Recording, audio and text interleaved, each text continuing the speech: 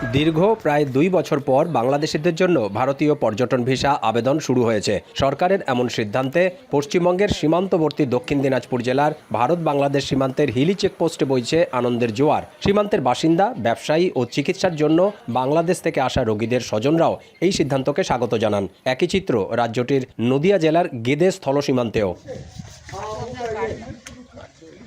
একটা সময় দিনে কয়েক হাজার বাংলাদেশি পর্যটক আসতেন ভারতে। মেডিকেল ভিসা ছাড়া অন্য ভিসা বন্ধের কারণে গেল 2 বছরে সেই সংখ্যা কমে যায় কয়েক গুণ। ব্যবসায়ীদের আশা, পর্যটন ভিসা চালু হওয়ায় এবার ব্যবসার পরিস্থিতি আগের থেকে অনেকটাই ভালো হবে।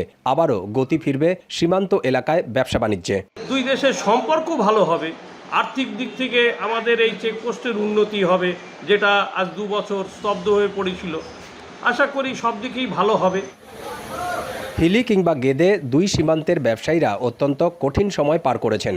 ব্যবসায় মন্দার কারণে বিকল্প আয়ের পথ বেছে নিতে হয়েছে অনেককেই। जो बिजनेसमैन है तभी खुशी का माहौल है, क्योंकि पहले 2 साल से अभी मंदा चल रहा था, अभी ये लगभग अच्छा ही है। নোভা এলইডি টিভি, ঝকঝকে ছবি, নিখুঁত শব্দ, 5 বছরের ওয়ারেন্টি। নোভা মানে সঠিক মান, নিশ্চিত সেবা।